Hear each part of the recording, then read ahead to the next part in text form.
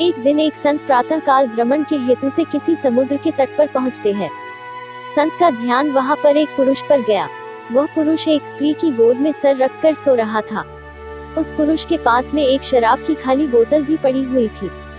ये सब देखकर संत ने सोचा कि ये पुरुष कितना विलासी और तामसिक है, जो कि सुबह सुबह शराब का सेवन करके एक स्त्री की गोद में सर रख के प्रेमालाप कर रहा है।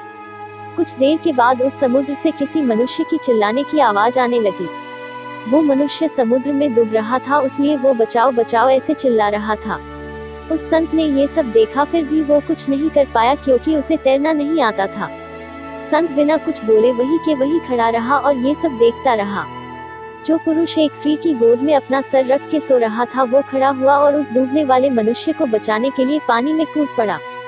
थोड़ी ही देर में तो उस पुरुष ने उस डूबने वाले व्यक्ति को बचा लिया और वो उसे समुद्र के किनारे पे लेकर आ गया। अब ये सब नजारा देखने के बाद वो संत विचार में पड़ गया कि क्या मैं इस पुरुष को भला समझूं या फिर बुरा। संत उस पुरुष के पास जाते हैं और उनसे पूछते हैं कि भाई तुम कौन हो, यहाँ पर तुम क्या कर रहे हो। उस पुरुष ने जवाब दिया कि मैं एक मछुआरा हूँ, मैं मछली पकड़ने का काम करता हूँ। आज कई दिनों के बाद मैं पातकाल समुद्र से मछली पकड़ने के बाद जल्दी यहाँ पर आराम करने के लिए लौटा हूँ।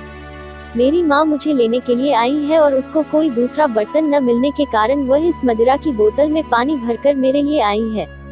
मैं कई दिनों की यात्रा से काफी थक गया था और इस भोर के सुहावने मौसम में ये पानी पीकर अपनी थकान कम करने माँ की गोद में सो गया। ये सब सुनकर संत की आंखें नम हो जाती है। संत सोच रहा था कि मैंने जो कुछ भी देखा और उसका अंदाजा लगाया वो सब गलत था, वास्तविकता कुछ और ही थी। उसे अपने आप पर गुस्सा आता है कि मैंने कैसे किसी के बारे में ऐसा घटिया सोचा।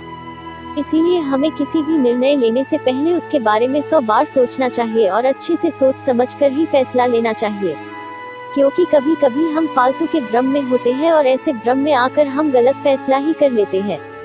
मॉरल, हमें जो जैसा दिखता है वैसा होता नहीं है, उसका एक दूसरा पहलू भी हो सकता है, पर कभी कभी हम फालतू के भ्रम में आके गलत सोच लेते हैं।